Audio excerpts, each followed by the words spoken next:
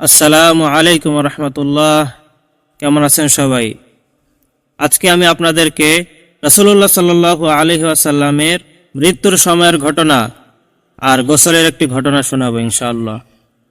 রাসূলুল্লাহ সাল্লাল্লাহু আলাইহি ওয়াসাল্লাম অসুস্থ ছিলেন। রাসূলুল্লাহ সাল্লাল্লাহু আলাইহি ওয়াসাল্লামের মৃত্যুর আগ মুহূর্তে জিবরাইল আলাইহিস সালাম এসে বললেন, ইয়া রাসূলুল্লাহ, আপনি কেমন আছেন? রাসূলুল্লাহ সাল্লাল্লাহু আলাইহি ওয়াসাল্লাম উত্তর দিলেন, আলহামদুলিল্লাহ, তবে আমি ভালো নেই, আমি অসুস্থ।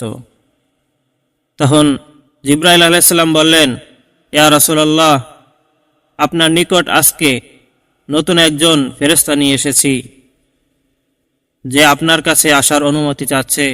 তার নাম হলো মালাকুল মাউত। সে কোনোদিন কাহার কাছে অনুমতি চেয়ে আসে নাই, কিন্তু আপনার নিকট অনুমতি চাচ্ছে।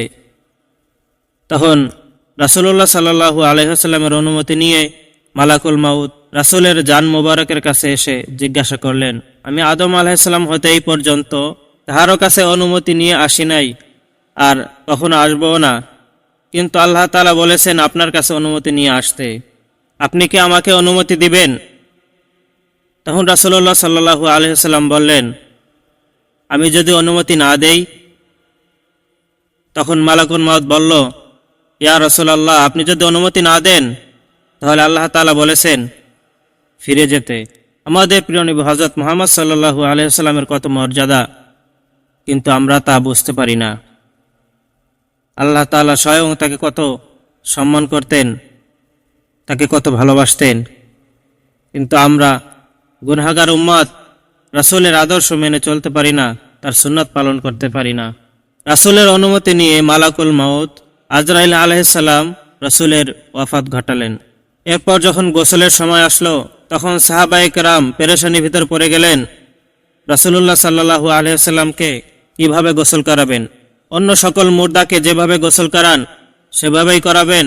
রাসূলুল্লাহ সাল্লাল্লাহু আলাইহি ওয়াসাল্লামের কাপড় মোবারক খুলবেন না খুলে গোসল করাবেন? একটা পেরেশানির ভিতর পড়ে গেল। তখন সেখানে উপস্থিত সকল সাহাবায়ে কেরামের মাথা হঠাৎ নিচু হয়ে গেল, আর গায়েবে একটা আওয়াজ শুনতে পেলেন, এ আহাম্মকের দল, তোমরা কি রাসূলের মর্যাদা জানো না? তোমরা কি তাকে কাপড় খুলেই গোসল করাবে?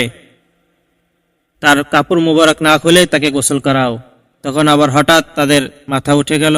তখন তারা সবাই হুঁশে ফিরল, আর রাসূল সাল্লাল্লাহু আলাইহি ওয়াসাল্লামকে কাপড় পরিধান অবস্থায় গোসল করালো।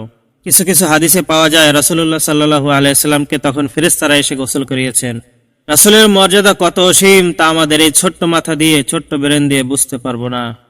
যে রাসূলের সুপারিশ ছাড়া জান্নাতে প্রবেশ করতে পারবো না আমরা।